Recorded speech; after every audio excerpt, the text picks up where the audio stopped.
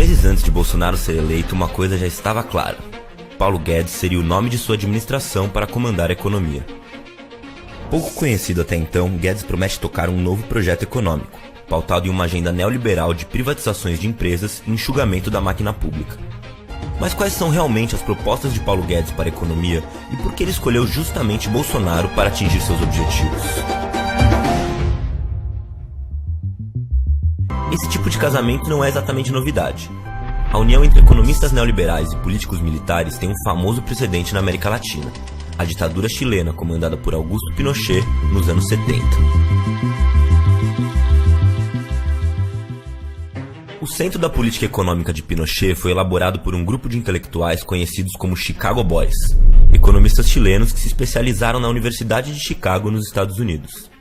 A escola é até hoje referenciada como um dos principais polos de disseminação do pensamento neoliberal, e foi justamente lá que Paulo Guedes fez seu doutorado, concluído em 1978.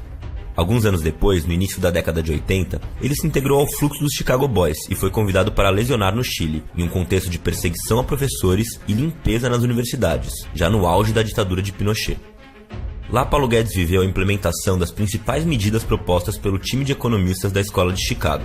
E foram exatamente essas diretrizes que inspiraram parte de suas propostas para o Brasil de hoje, surfando na onda bolsonarista e agora sob o comando do novo Ministério da Economia.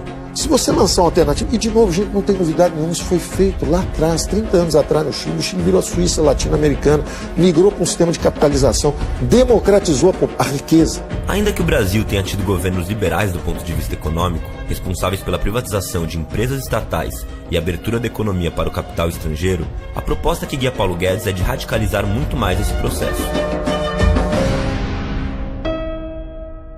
Talvez o projeto mais claro de Pinochet que Paulo Guedes procura incorporar à realidade brasileira é a mudança no sistema de aposentadorias.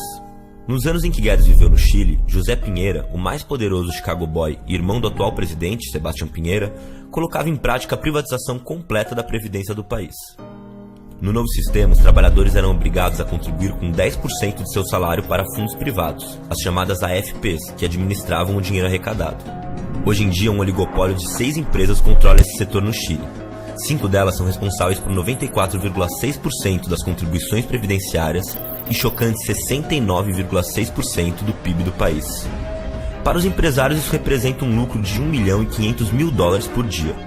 Já os trabalhadores que contribuíram durante os últimos 30 anos, hoje recebem uma aposentadoria de meio salário mínimo por mês, um valor que equivale a R$ 694.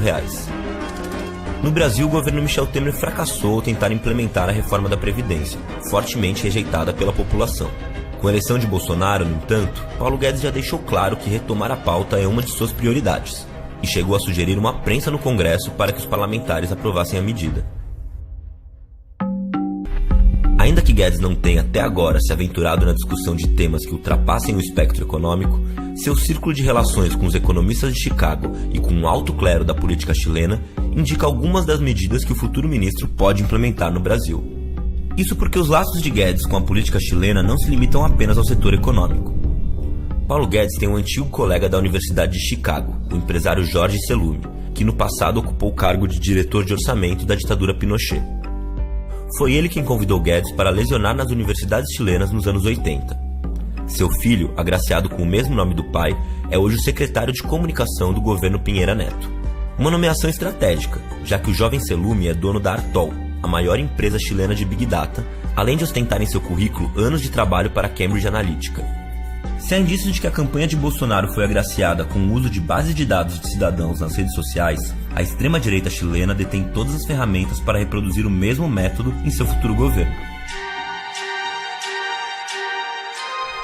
No que vem se tornando um de seus jargões para a mídia, Paulo Guedes reafirma seu casamento com Bolsonaro como uma união entre a ordem e o progresso.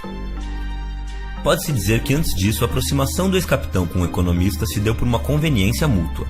Paulo Guedes, que até então não havia gozado de grande prestígio nos círculos acadêmicos e não conseguiu emplacar suas teses econômicas nos últimos governos brasileiros, viu uma oportunidade para impor sua agenda neoliberal em um governo Bolsonaro.